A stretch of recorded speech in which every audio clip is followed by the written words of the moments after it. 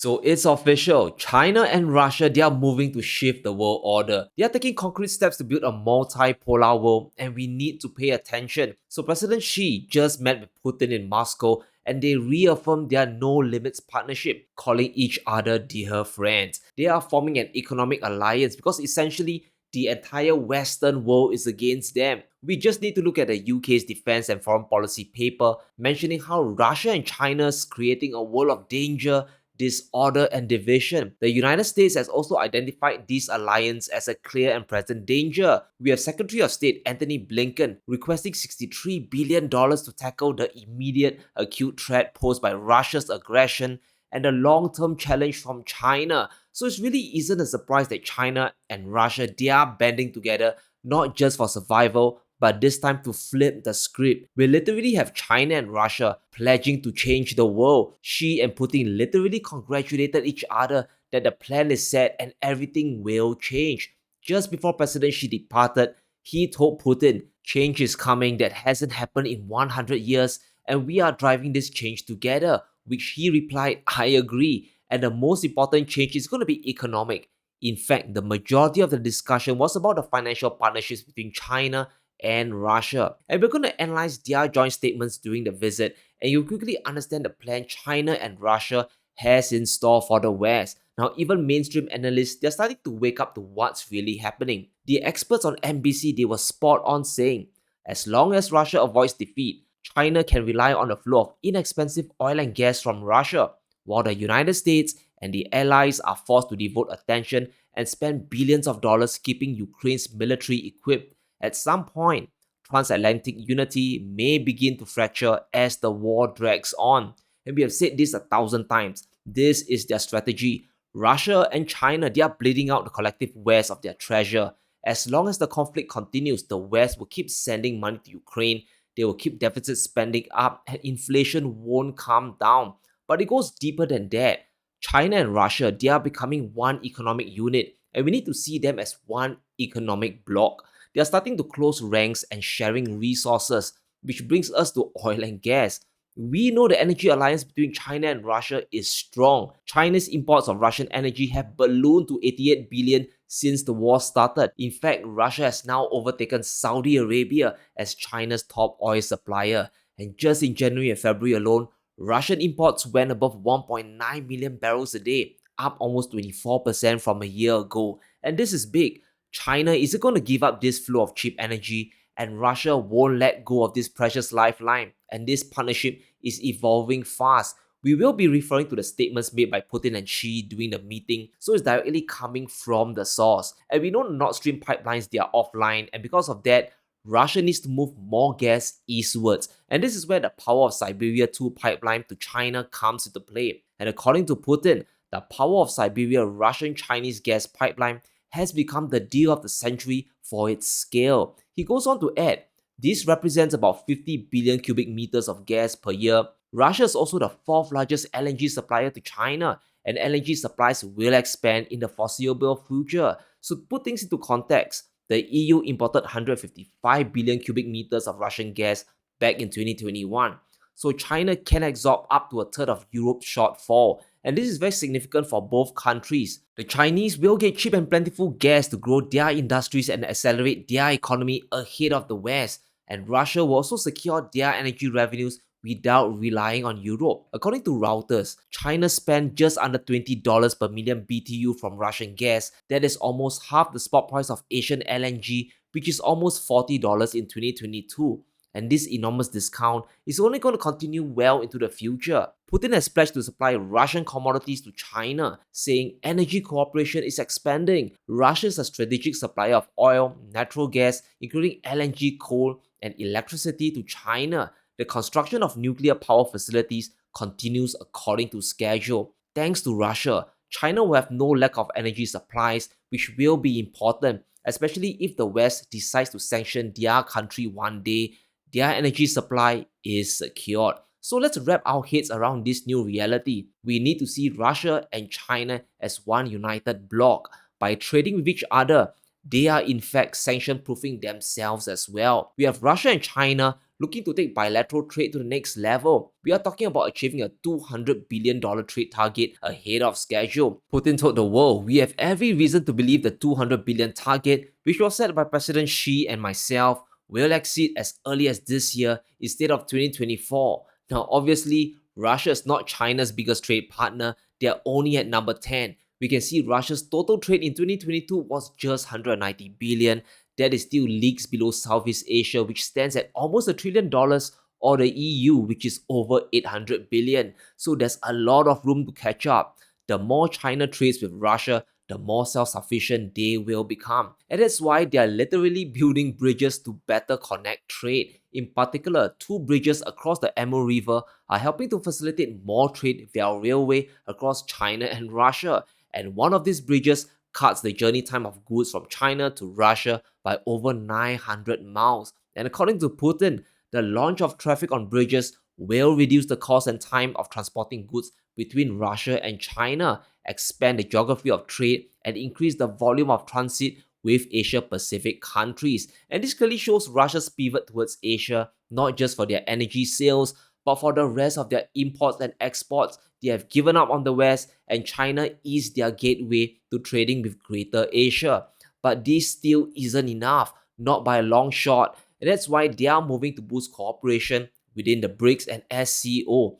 Both Putin and Xi highlighted the same thoughts, showing us they are on the same page in the direction of a new world order. Now, President Xi, he said, "We will strengthen our cooperation within multilateral structures, including the SCO, BRICS, and the G20, stepping up our constructive efforts to shape a multipolar world." And obviously, this has big implications. Does this mean they are moving to expand BRICS? And we know Saudi Arabia has shown interest in joining the bloc, and the direction towards peace with Iran is making things easier. There's less tension in the region, and we could see BRICS expand as early as the next summit. But what's clear is Russia and China's move towards de-dollarizing the world, something that Putin has announced to everyone in his press statements. Now, this batch of de-dollarization is by far the real danger to the West.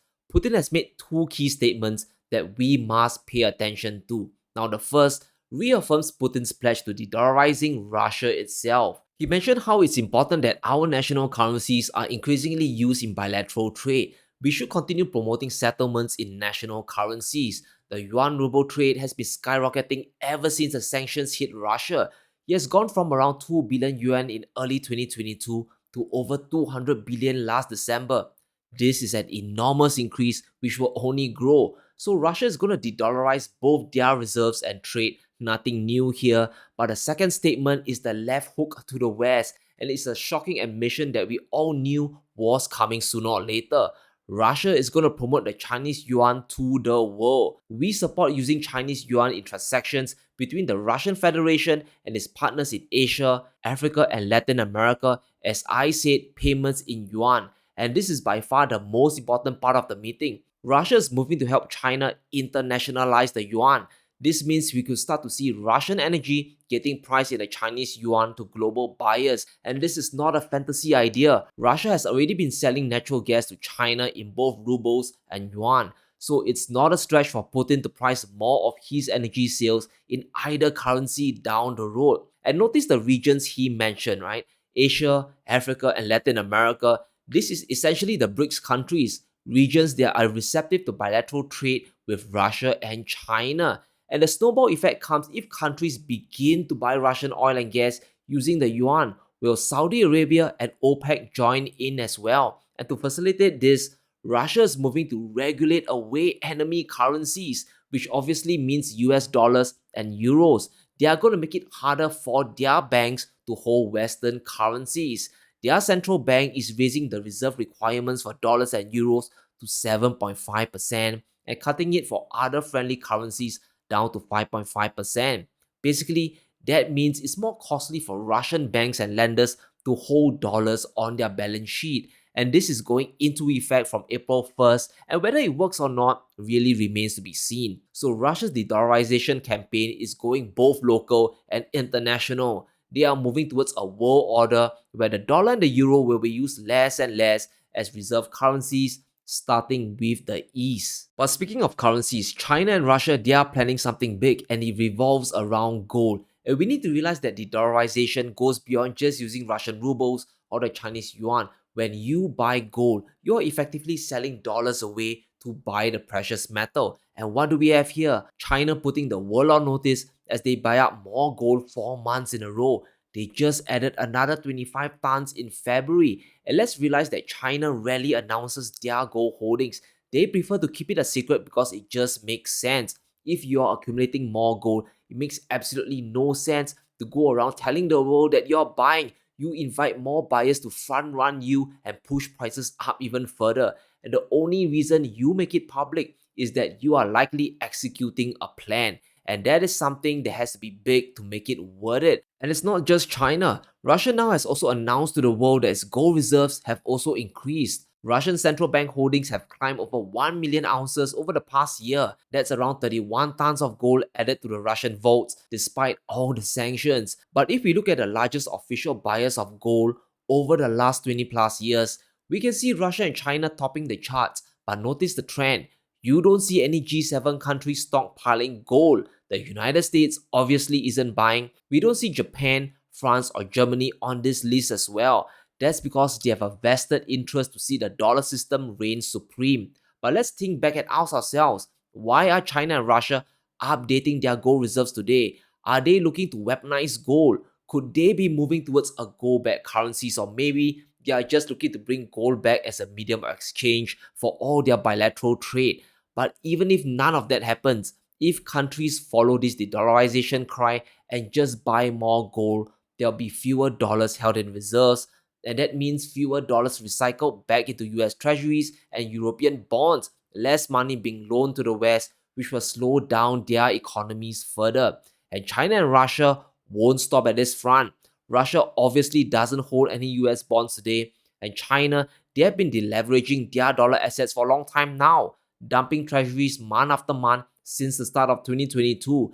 They went from over $1 trillion worth to just under 860 billion, and that is a very significant decrease. So let's understand what we are seeing today. The shift towards a multipolar world has already begun and it is accelerating. Now the G7, they are not just sitting around doing nothing, right? We have a lot of interesting responses to China's visit to Russia. And let's go through the American response first. We have John Kirby telling China to urge Russia to end the conflict. They are rejecting the idea of a China-led ceasefire. And according to Kirby, a ceasefire right now, freezing the lines where they are, basically gives Putin the time and space he needs to try to re-equip, to reman, to make up for that resource expenditure. So America wants a ceasefire on their terms, and they are dismissing China's approach to push for peace in Ukraine.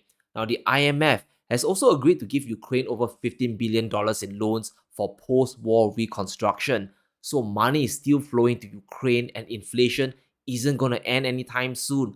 But the most surprising development isn't from the United States or even from NATO.